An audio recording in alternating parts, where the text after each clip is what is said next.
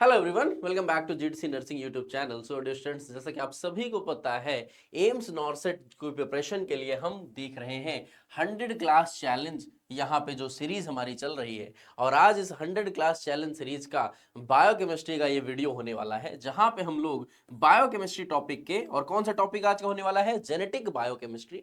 तो इस genetic biochemistry के 25 एमसीक्यूज को क्या करने वाले हैं, देखने वाले हैं। 25 एमसीक्यू आज की इस सीरीज में हम लोग आज की इस क्लास में देखने वाले हैं। आज की ये क्लास कौन सी है? सो आज ये है क्लास नंबर 19। तो चलिए स्टार्ट करते हैं।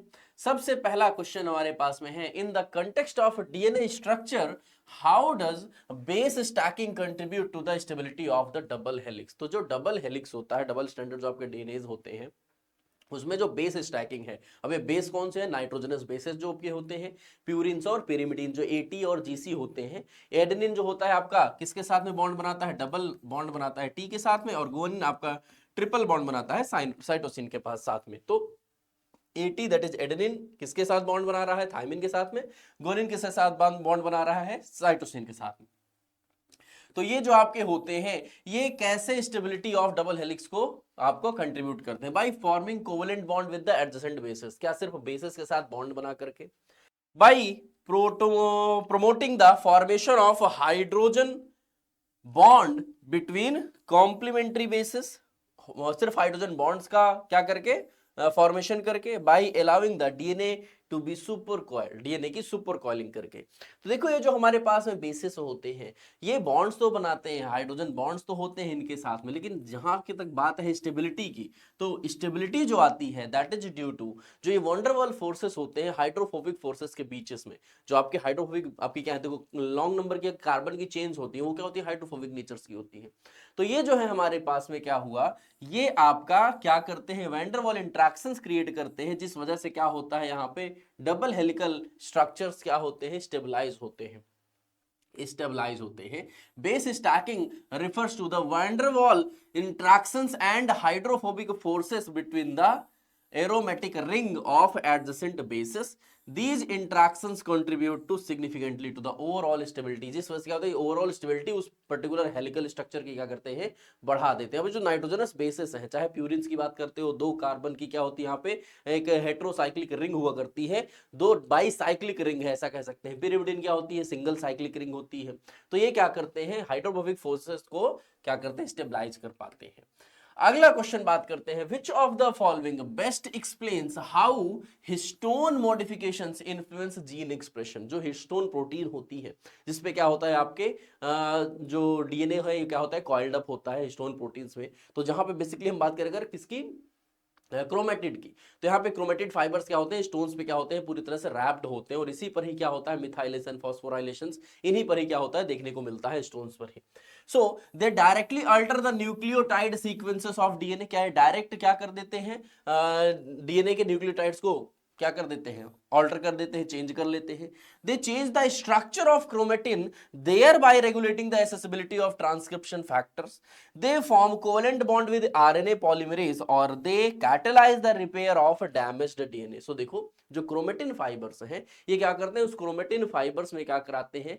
डिफरेंट डिफरेंट प्रोसेसेस, मैंने बताया फॉस्फोराइलेशन हो सकते हैं, मिथाइलेशन हो सकते हैं, ये कराते हैं, जिस वजह से क्या होता है अल्टीमेटली वहां पे, जिस वजह से क्या होता है, उसका क्रोमेटिन का स्ट्रक्चर चेंज होता है, और ये फर्दर क्या करते हैं? जीन रेगुलेशंस को, जो हमारे ट्रांसक्रिप्शन होते हैं, उसमें क्या करते हैं? फिर पार्टिसिपेट कर रहे होते हैं।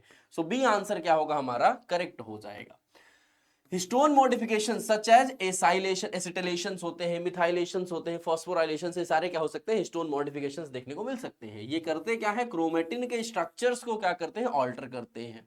क्रोमेटिन के स्ट्रक्चर्स को ऑल्टर करते हैं by affecting how tightly DNA is wrapped around histone protein.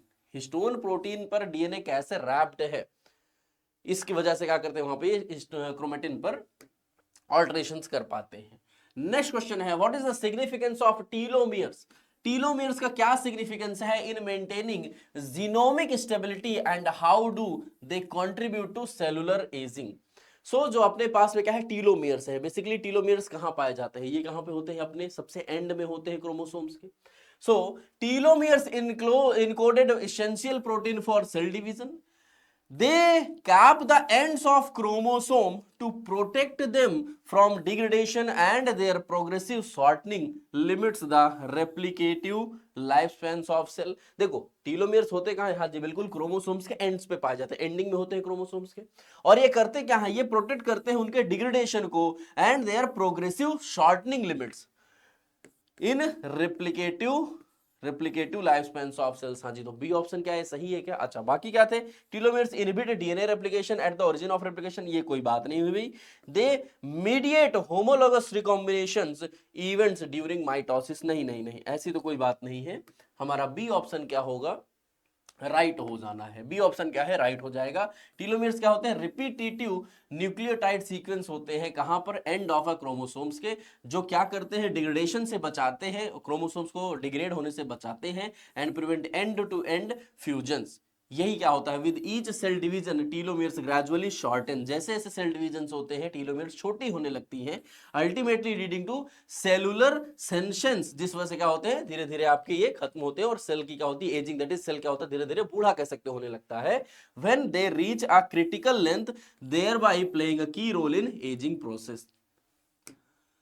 In DNA repair the nucleotide excision repair, जिसको हम क्या बोलते हैं? एनईआर बोलते हैं। Nucleotide excision repair pathway is specially important for correcting what type of damage. जो NER process होता है, ये किस टाइप के डैमेज से प्रोटेक्शन करता है? सो एनईआर डैमेज की अगर आप बात करते हो, तो ये बेसिकली अगर यूवी के थ्रू आपके जो डीएनएज हैं, जो क्या होंगे? बल्क फॉर्म में हो गए हैं, तो उनको क्या करता है? ये क्या करते हैं? कट करके हटाते हैं और वहां पे करेक्ट सीक्वेंसेस को बनाते हैं। सो देखो जरा, mismatch the base pairs from replication error, double stranded breaks caused by ionizing radiations, बल्कि डीएनए एडक्ट्स एंड थाइमीन डाइमर्स की वजह से बल्कि डीएनए क्या बनते हैं? एडक्ट बनते हैं, जिस वजह से, किस वजह से? यूवी रेडिएशन से। यूवी रेडिएशन से, तो हाँ जी बिल्कुल सही है, यही तो है। इसी को ही क्या, इसी प्रोसेस के लिए हम क्या करते हैं? अपने इस न्यूक्लियोटाइड एक्सीजन प्रिपेयर को यूज करते हैं, दैट इज एनईआर पाथवे का यूज करते हैं। तो हाँ जी, सी ऑप्शन क्या होगा हमारा? सी ऑप्शन क्या होगा हमारा? राइट हो जाएगा। सी ऑप्शन यहां पे करेक्ट हो जाएगा। Nucleotide excision repair, that is NER, ये क्या होता है? Is the pathway responsible for removing bulky DNA. क्या होता है? यह bulky lesions such as thymine dimer को हटाने के लिए क्या करते हैं? हम इसका यूज करते हैं। और ये होता क्यों है? ये होता है due to UV light and other bulky chemical attacks. ये यूवी रेडिएशंस की वजह से सबसे ज्यादा देखने को मिलता है। अगला क्वेश्चन है, how does DNA methylation affect gene expression? कैसे डीएनए मिथाइलेशन जीन एक्सप्रेशन को क्या करता है? Gene expression, and what is the role of cellular differentiation. तो जो डीएनए मिथाइलेशन है, इस पे जीन एक्सप्रेशन कैसे अफेक्टेड होता है, और क्या रोल होता है इसका सेलुलर डिफरेंशिएशन में? बात करते हैं अगर डीएनए मिथाइलेशन की, तो देखो डीएनए मिथाइलेशन हो कब रहा है? हमने बोला अभी अभी हम बात की थी, स्टोन्स पर हो रहा होगा ये। It directly alters the genetic code by causing point mutations. क्या करेंगे? पॉइंट म्यूटेशंस कॉज करेंगे। It increases the rate of transcription by recruiting RNA polymerase. It is typically represses gene expression by modifying chromatin structure. अभी अभी देखा था हमने, chromatin structure को क्या कर रहे थे? ये उस पर चेंज ला रहे थे। And is key in establishing cell type specific gene expression profiles. तो ये क्रोमेटिन फाइबर्स में एक्चुअली क्या करते हैं? क्रोमेटिन थ्रेड्स पे चेंजेस लाते हैं, और इसी वजह से क्या होता है? यहाँ पे जीन एक्सप्रेशन पे इफेक्ट होता है। सो यस, सी ऑप्शन क्या होगा हमारा? राइट हो जाएगा। सी ऑप्शन हमारा करेक्ट हो जाएगा। डीएनए मिथाइलेशन जो है involve the addition of methyl group. Methyl group का क्या होना? एडिशन। मिथाइलेशन है तो कहां पर होगा? To cytosine bases. Cytosine bases पर ये एडिशंस देखने को मिलता है। Which mechanism underlies the process of alternative splicing, and how does it increases proteomic diversity? सो बात की जा रही है आपसे किसकी? प्रोसेस ऑफ अल्टरनेटिव स्प्लाइसिंग की, और कैसे यह आपके प्रोटियोमिक डाइवर्सिटी पे इफेक्ट करते हैं, कैसे इंक्रीज करते हैं उसको, कैसे वो उसको इंक्रीज कर रहे हैं? By altering the DNA sequence through mutation. Mutation पे क्या करके? म्यूटेशन करके, डीएनए सीक्वेंस की अल्टरिंग करके। by varying the way exons are joined or skipped during mRNA processing, allowing single gene to code for multiple protein isoforms। क्या कर रहे हैं? देखो ये, excuse me, by varying the way exons are joined, जो exons joint हुई हैं उनके क्या करना, उनके ज्वाइनिंग के तरीकों को बदलना और स्किप कर देना ड्यूरिंग एमआरएनए प्रोसेसिंग, या फिर क्या करना, एमआरएनए प्रोसेसिंग को स्किप करके allowing a single gene to code multiple protein isoforms। हाँ जी, मल्टीपल प्रोटीन्स का आइसोफॉर्मेशन क्या करते हैं, बनाते हैं, और एक ही आपका जो कोड है, सिंगल जीन क्या करती है, आपका वेरियस प्रोटीन के आइसोफॉर्म्स की कोडिंग शुरुआत कर देती है। हाँ जी, तो बी ऑप्शन क्या होगा, सही होगा। और यही क्या होता है हमारा, यही हमारा ऑल्टरनेटिव स्प्लाइसिंग का क्या होता है, बेसिक फंक्शन आप कह सकते हो होता है। तो यस, जो अपना बी ऑप्शन है ये हमारा यहाँ पे राइट हो जाएगा। बी ऑप्शन क्या होगा, यहाँ पे राइट हो जाएगा। Alternative splicing allows for different combination of exons to be joined together during mRNA processing, meaning a single gene can produce multiple protein isoforms। जबकि इन जनरल क्या होता है, हमारा एक कोडॉन या फिर एक जीन एक ही टाइप की प्रोटीन्स का फॉर्मेशन करती है, जबकि यहाँ पे क्या होगा, मल्टीपल प्रोटीन्स का आइसोफॉर्म्स करती है। This process significantly expand the proteomic diversity without increasing the number of genes in the genome। Genes की नंबर्स को बढ़ाए बिना क्या करना, डिफरेंट डिफरेंट प्रोटीन्स का यहाँ पे क्योंकि सिंथेसिस हो रही है, अलग एक ही जीन अलग अलग प्रोटीन्स की सिंथेसिस कर रही है, तो प्रोटियोमिक डाइवर्सिटी यहाँ पे क्या होती है, बढ़ जाती है। In the context of the cell cycle, what role does the checkpoint control system plays? जो हमारा क्या हो रहा है, सेल साइकिल है, उस पे हमारा चेक पॉइंट सिस्टम जो है, इसका क्या मतलब है, चेक पॉइंट कंट्रोल सिस्टम का क्या मतलब है। It speeds up the cell cycle to promote rapid cell division. ये क्या करते हैं, सेल डिवीजन को बढ़ा देते हैं, किस वजह से, सेल साइकिल में सेल डिवीजन को बढ़ा रहे हैं। It ensures that each phase of the cell cycle is completed accurately before the next phase begins, thereby preventing genomic instability. जरा एक बात बताओ, चेक पॉइंट का वैसे क्या मतलब होता है कि भाई आप थोड़ी थोड़ी देर पे चीजें देख रहे हो कि क्या जो प्रोसेस आप कर रहे हो वो सही हो रहा है या नहीं। अगर नहीं तो हम वापस जाकर के उसको क्या कर सकते हैं, उस लेंथ पे, उस पोर्शन पे जिसपे हम वर्क कर रहे हैं, तो उसको वापस से सही कर ले, तब हम आगे की ओर जाएं। यहां पे जो आप बात करते हो जीन कोडिंग में चेक पॉइंट्स की, तो यहां भी क्या है, यही प्रोसेस होता है। आप क्या करोगे, यहां आप देखोगे कि हर एक फेज के बाद जो हमारा सेल साइकिल है, अलग अलग फेजेस है, तो जो हमारे क्या है, फेज हैं, हर एक फेज के बाद हम क्या कर रहे हैं, चेक कर रहे हैं कि क्या जो हमारा फेज है सही है। अगर हमारे सारी यहाँ पे जो फंक्शंस है, सारे जो हमारे फेजेस थे, हमारे हर एक जो आपका फेज है वो सही है, एक्यूरेट हुआ है, तब हम नेक्स्ट फेज की ओर जाएंगे, वरना वहीं पर फिर से क्या होगा, वर्क होगा। तो यही क्या है, नेक्स्ट फेज में जाने से पहले हम क्या करेंगे, उसी फेज, इससे जस्ट पहले वाले फेज में क्या सारी चीजें सही हुई हैं नहीं, ये चेक करना, इसी का हमारा क्या काम होता है, चेक पॉइंट कंट्रोल सिस्टम का काम होता है। और जिस वजह से इसका हेल्प क्या है, देखो इसकी वजह से कोई भी जो अगर जीनोमिक गड़बड़ी होनी है तो वो क्या होगी, यहाँ पे प्रिवेंट हो जाएंगी। So thereby preventing genomic instabilities। Okay, check point controls क्या करते हैं, सर्विलांस मैकेनिज्म्स होते हैं जो इंश्योर करते हैं that each phase of cell cycle is accurately completed before progression to the next phase. They help prevent errors such as DNA damage और improper chromosome segregation, thereby maintaining a genomic stability। Which advanced molecular technique allows for the simultaneous analysis of thousands of genes to detect genetic abnormalities? ध्यान से देखो, कौन सा advanced molecular technique है जो क्या करता है, अपने आप साइमल्टेनियसली एनालिसिस करता है थाउजेंड्स जीन्स को कि क्या कोई जेनेटिक एबनॉर्मेलिटी तो नहीं आई है। Is it polymerase chain reaction, PCR technique जो हुआ करती थी। पीसीआर क्या करता है, बहुत एक छोटे से फ्रेगमेंट से बहुत सारे डीएनए का क्या करना, प्रोडक्शन करता है। यहां पे आपके पास fluorescein in situ hybridisation, that is FISH. Chromosomal microarray analysis, किसका किसका एनालिसिस आप कर रहे थे, कौन सा मॉलिक्यूलर टेक्निक, कि आपका जो जीन्स है वो सही है या नहीं। तो आप क्या करोगे, हाँ जी बिल्कुल जी, बिल्कुल बिल्कुल बिल्कुल, क्या, क्रोमोसोमल माइक्रो एरे एनालिसिस करेंगे। इसी से हमको पता चलेगा कि क्या हमारा जो जीन्स है वो सही है, कोई जेनेटिक एबनॉर्मलिटी तो नहीं है। तो ये कौन सा ऑप्शन, भाई सी ऑप्शन क्या होगा हमारा, करेक्ट हो जाएगा।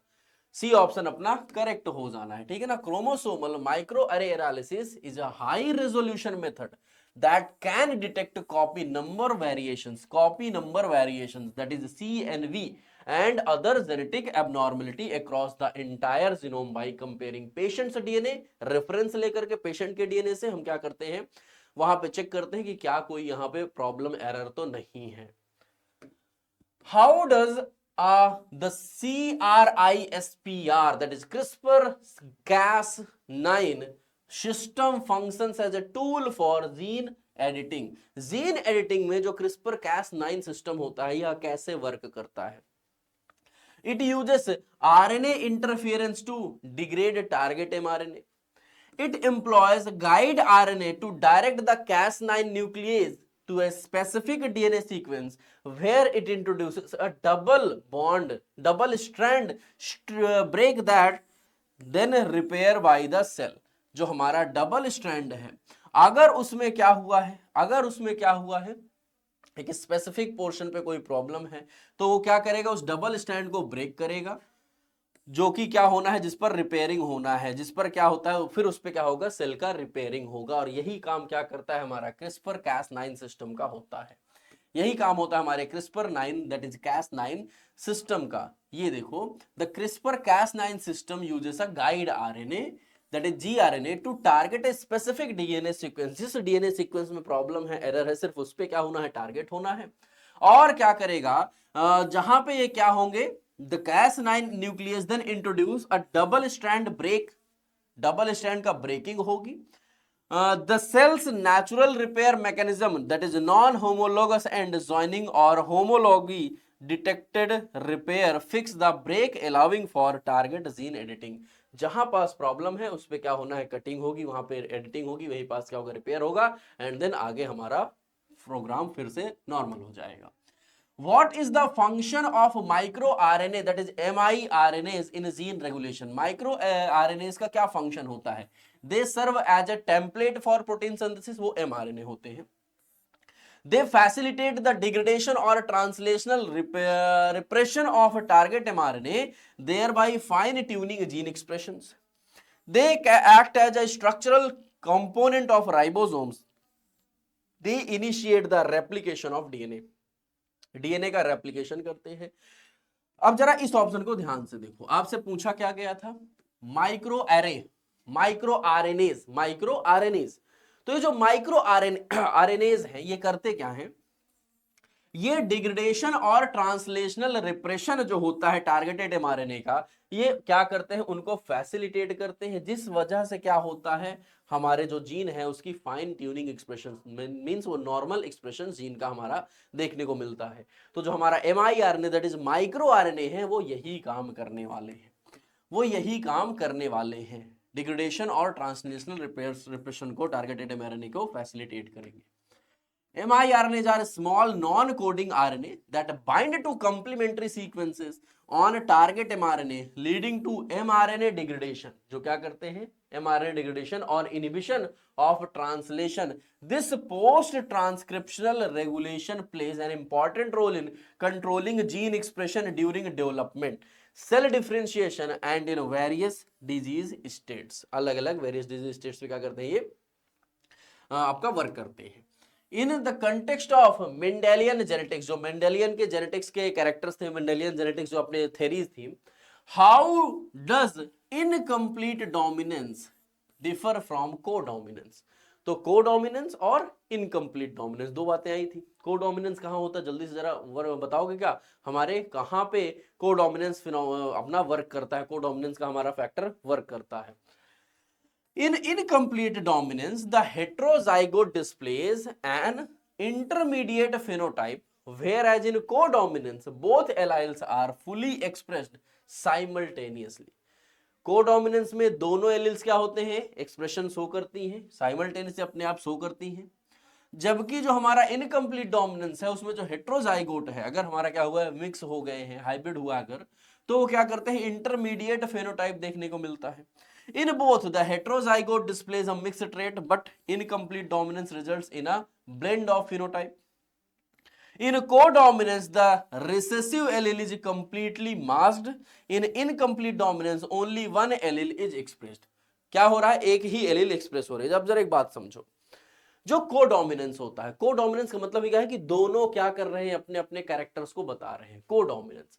तो यहां अगर देखो, जो कोडोमिनेंस है both alleles are fully expressed simultaneously, दोनों एलिल्स क्या हो रही हैं, अपने अपने एक्सप्रेशंस को शो कर रही हैं। लेकिन वहीं अगर आप बात करते हैं इनकम्प्लीट डोमिनेंस में, तो उसमें क्या हो रहा है, इंटरमीडिएट फेनोटाइप, कोई एक पर्सन अपना फुल कैरेक्टर नहीं शो कर रहा है, बल्कि उन दोनों के बीच का कुछ मिल रहा है। हाँ जी, तो यही क्या होता है, ए ऑप्शन हमारा करेक्ट हो जाएगा, और यही हमारे मेंडेलियन जेनेटिक्स का कहना था। तो ए ऑप्शन क्या है हमारा, राइट हो जाएगा, ए ऑप्शन अपना करेक्ट है। What is the primary mechanism by which mutations in the coding region of a gene can lead to a disease phenotype? बताओ जरा, by increasing the rate of DNA replication, by altering the amino acid sequence of protein potentially disrupting its function, by changing the number of chromosomes in a cell, or by enhancing the activity of a regulatory reasons. बात हो रही है किसकी, बात हो रही है किसकी, कि अपना जो प्राइमरी मैकेनिज्म है जिस वजह से mutation in coding region gene में कोई एक डिजीज का फेनोटाइप दिखा सकता है। कैसे भाई, अगर हम क्या कर रहे हैं भाई, altering the amino acid sequence, कहीं ना कहीं हमारा जो प्रोटीन है वही क्या है हमारा इन चीजों के लिए रिस्पॉन्सिबल होता है। तो अगर हम क्या करें, म्यूटेशन हुआ है, म्यूटेशन हुआ है, तो अमीनो एसिड का सीक्वेंस चेंज हो जाएंगे। अगर अमीनो एसिड के सीक्वेंस चेंज होंगे तो इसी वजह से क्या होंगे, उसके पर्टिकुलर फंक्शंस क्या होंगे, खत्म हो जाएंगे, डिसरप्ट हो जाएंगे, और वह कुछ नया हमको शो करने लगेगा, कुछ नया फंक्शन शो करेगा। तो ये बी ऑप्शन क्या होगा हमारा यहाँ पे करेक्ट हो जाएगा, बी ऑप्शन सही है। म्यूटेशंस क्या होते हैं, कोडिंग रीजन में चेंज कर देते हैं अमीनो एसिड के सीक्वेंस को of the resulting protein, this में लीड टू लॉस और गेन ऑफ फंक्शन, या तो उसका फंक्शन क्या हो चेंज हो जाएगा, या फिर कुछ नया वो करने लगेगा, नया फंक्शन करने लगेगा, और यही रीजन होता है। How do epigenetic modification such as histones, acetylations typically affect the chromatin state and gene expression? आपके पास क्या है, जो एपिजेनेटिक मॉडिफिकेशंस हैं, जैसे कि हिस्टोन एसिटिलेशंस हो गए, हिस्टोन्स के आपके हमने बोला ना, और अदर क्या है, मिथाइलेशन हो गए, फॉस्फोराइलेशंस हो गए, ये अफेक्ट करते हैं क्रोमेटिन स्टेट और जीन एक्सप्रेशंस को। कैसे अफेक्ट करते हैं, they condense chromatin leading to gene silencing, they really relax the chromatin structure, thereby increasing the gene accessibility and transcription, they remove methyl group from DNA, अरे लगाता है गलत बात, they increase number of nucleosome on a gene।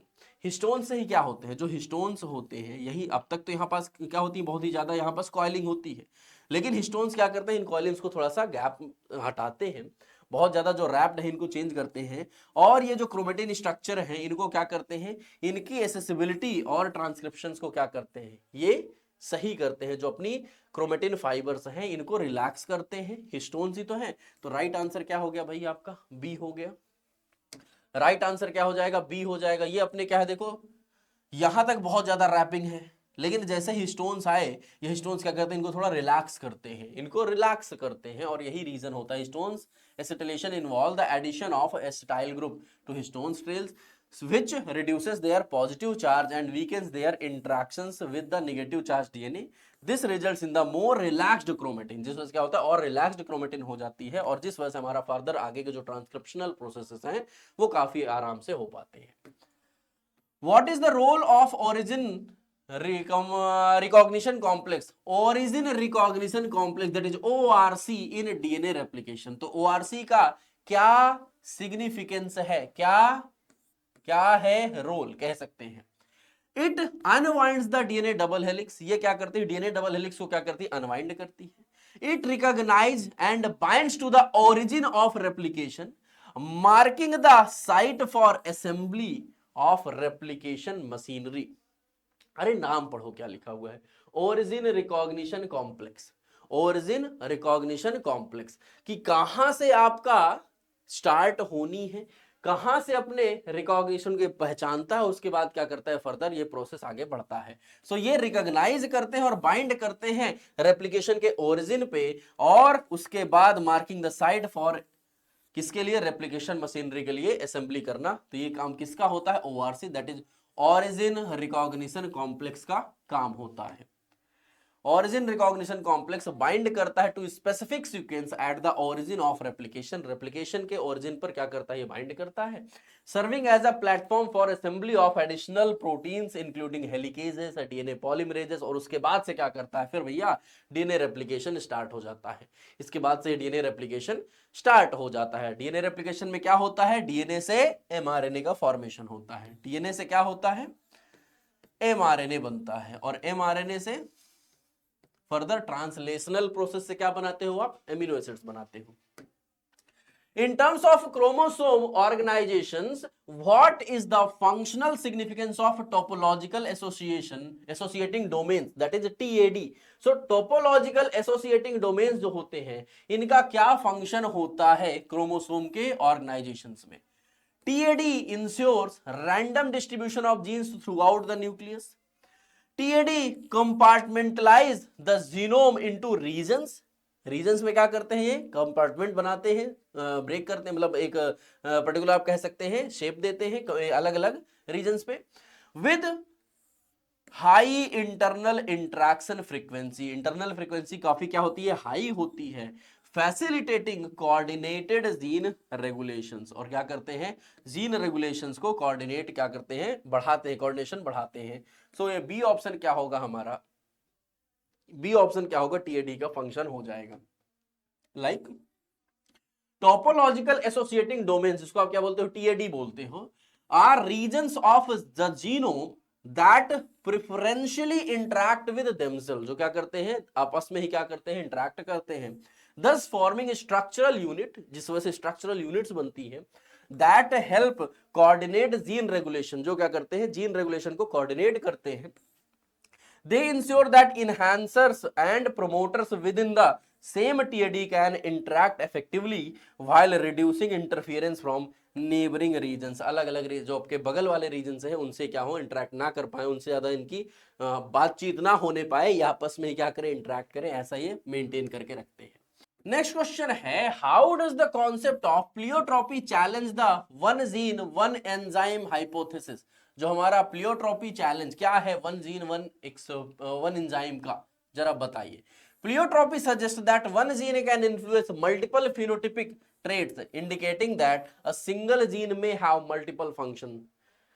Pleiotropy means that multiple genes are responsible for single traits.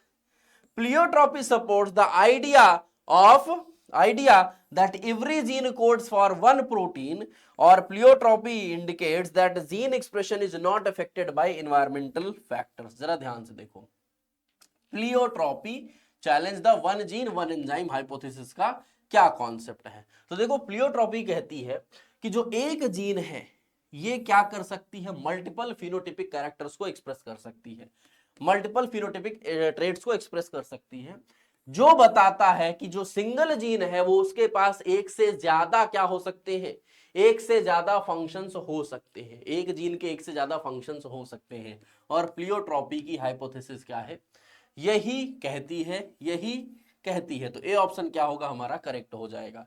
एक single gene जो है उसके अंदर क्या हो सकते हैं, मल्टीपल ट्रेट्स हो सकते हैं, अलग अलग ट्रेट्स वहां पे देखने को मिल सकते हैं, अलग अलग फंक्शंस हो सकते हैं उसके, एक सिंगल जीन के थ्रू अलग अलग मतलब क्या किया जा सकता है, प्रोटीन्स वहां पे हो सकती है। तो ये अपना प्लियोट्रॉपी कहता है। What is the significance of redundancy in the genetic code? जो रिडंडेंसी है इसका क्या सिग्निफिकेंस है? It allows multiple codons to specify the same amino acid, reducing the impact of point mutation on protein synthesis. It creates errors during transcription के दौरान errors create होते हैं. It results in the production of non-functional proteins. It is responsible for the formation of introns and exons. तो ये बताओ जरा क्या है redundancy? रिडंडेंसी का क्या मतलब है कि ये मल्टीपल कोडॉन्स को क्या करते हैं, एक अमीनो एसिड के स्पेसिफाई करते हैं, reducing the impact of point mutation on protein synthesis. तो ए ऑप्शन क्या होगा हमारा, करेक्ट हो जाएगा। ए ऑप्शन क्या होगा, करेक्ट हो जाएगा। मल्टीपल कोडॉन एक ही अमीनो एसिड की क्या करते हैं यहां पे सिंथेसिस कराते हैं। The genetic code of redundant mean that most amino acid are encoded by more than one codon. This degeneracy provides a buffer against mutations, as a point mutation in a codon may still result in the incorporation of same amino acid, thereby minimizing the impact on protein functions. How do gene regulatory network, that is GRN, contribute to cellular differentiations? GRN कैसे contribute करते हैं cellular differentiations पे? GRN create random gene expression patterns in C cells. GRN consists of interconnected regulatory element and transcription factor that coordinate the expression of multiple genes to establish cell type specific functions. तो जो GRN है ये क्या कर रहे हैं? ये consist of interconnected regulatory elements और ट्रांसक्रिप्शनल फैक्टर जो क्या कर रहे हैं, जो कि एक्सप्रेशन ऑफ मल्टीपल जीन्स को एस्टैब्लिश कर रहे हैं इन अ सेल टाइप स्पेसिफिक फंक्शंस पे. तो हाँ जी, ये बी ऑप्शन अपना इसका राइट हो जाएगा. बी ऑप्शन बिल्कुल सही है. यही तो काम है हमारे regulatory network, that is gene regulatory networks का.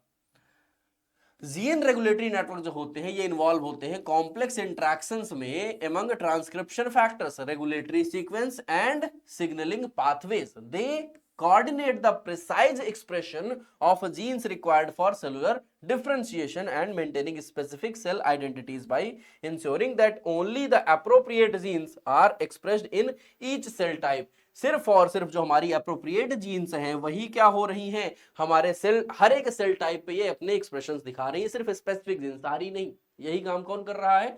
यही काम है हमारे जीन रेगुलेटरी नेटवर्क्स का.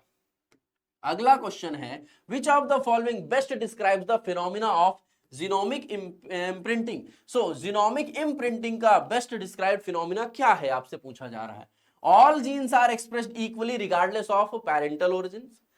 Certain genes are expressed in a parent of origin specific manner where one allele is epigenetically silenced depending on whether it was inherited from the mother or father. आपसे बोला गया है कि genomic imprinting की बात की गई हुई है. तो यहाँ पे होता क्या है, कुछ जो जीन्स हैं वो तो अपनी पेरेंट ओरिजिन जो भी है, लाइक मदर है या फादर है, उनसे क्या हुआ अपना, उनसे और क्या हुई है, यहाँ पे ओरिजिन हुई है, स्पेसिफिक ओरिजिन मैनर है. जबकि उसमें से कुछ वन एलील लेट सपोज क्या है, वो क्या है, साइलेंस्ड हो गई है, जो कि इनहेरिट हुई थी या तो मदर से या फिर फादर से. और यही काम कौन बताता है? Genetic imprinting. Genetic imprinting. So B option हमारा राइट हो जाएगा. जेनेटिक इम्प्रिंटिंग ये क्या है, एक एपिजेनेटिक फिनोमिना होता है जिसमें specific genes are expressed in a parent of origin specific manner. This means that for imprinted genes one allele either maternal or paternal, या तो मदर से या तो क्या है, फादर से, जो है जो साइलेंस हो जा रही है, जिस अपना एक्सप्रेशन नहीं शो कर पा रही है, with which can important implications for development and disease. जिसकी वजह से क्या हो सकता है, कुछ डिजीजेस आपकी यहां पे, ठीक है ना, डेवलप हो सकती है.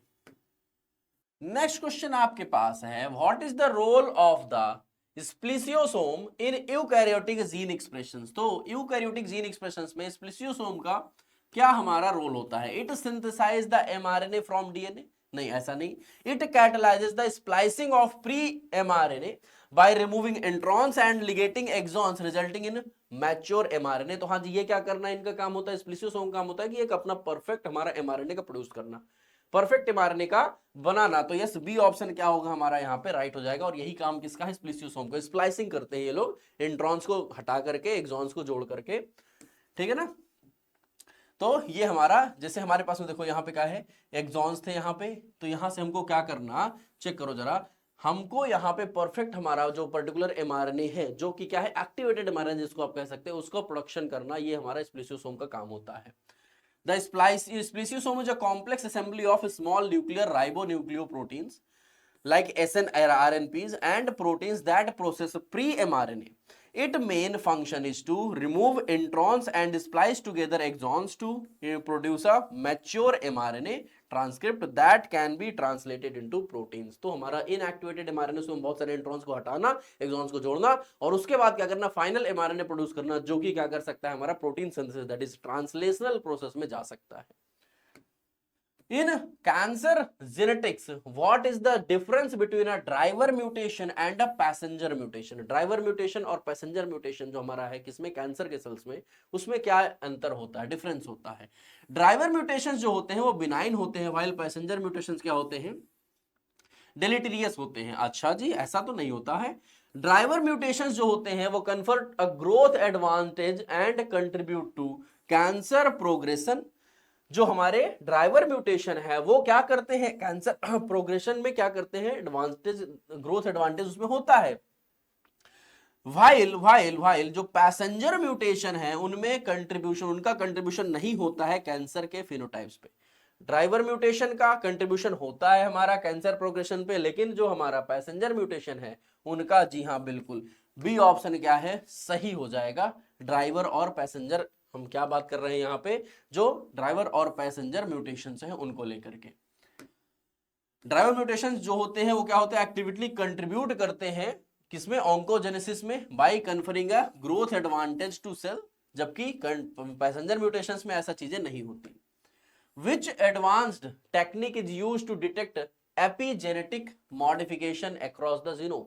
Epigenetic modifications जीनोम्स में देखने को मिलता है, कौन सा, Sanger sequence, chromatin immunoprecipitation followed by sequencing, that is ChIP-seq, western blotting, या फिर पॉलीमरेज चेन रिएक्शन। तो देखो सिंपल सी बात है, एपिजेनेटिक की बात हो रही है, सीधे कहां, हिस्टोन्स और क्रोमेटिन की बात आ गई, हिस्टोन्स से क्रोमेटिन्स का, तो यस बी ऑप्शन क्या होगा हमारा, राइट हो जाएगा, राइट हो जाएगा, बी ऑप्शन क्या होगा, सही हो जाएगा ये तो, ठीक है ना।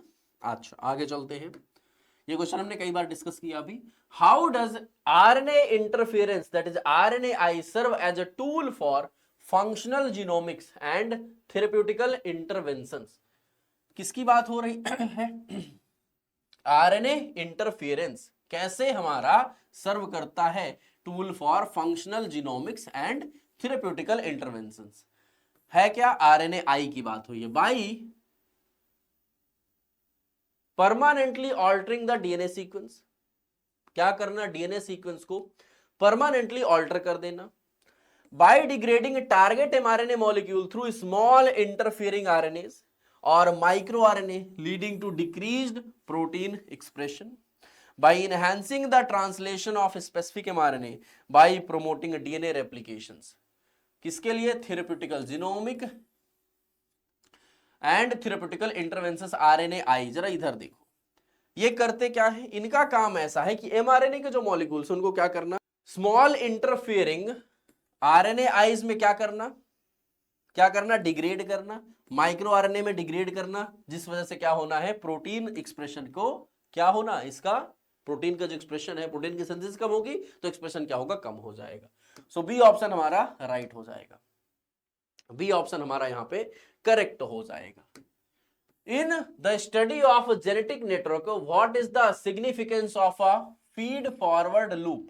फीड फॉरवर्ड लूप का क्या हमारा क्या होता है, यहां पे फंक्शंस होता है। It leads to unstable gene expression patterns, it amplifies the effect of environmental signals by creating positive feedback, it provides a mechanism for filtering noise and establishing precise temporal controls in a gene expression, it is responsible for the degradation of mRNA। है क्या feed forward loop की बात हो रही है।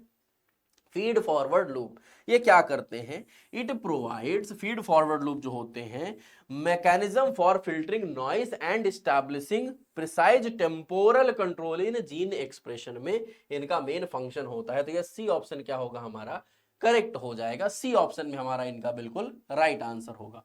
Next question है हमारे पास, which emerging approach in gene therapy utilize viral vector to deliver corrected genetic material into patient cell and what is the key safety concern with this method? तो viral vector के बारे में यहाँ पे आपसे question किया गया हुआ है और क्या यहाँ पे उसका की सेफ्टी कंसर्न होता है इस प्रोसेस में।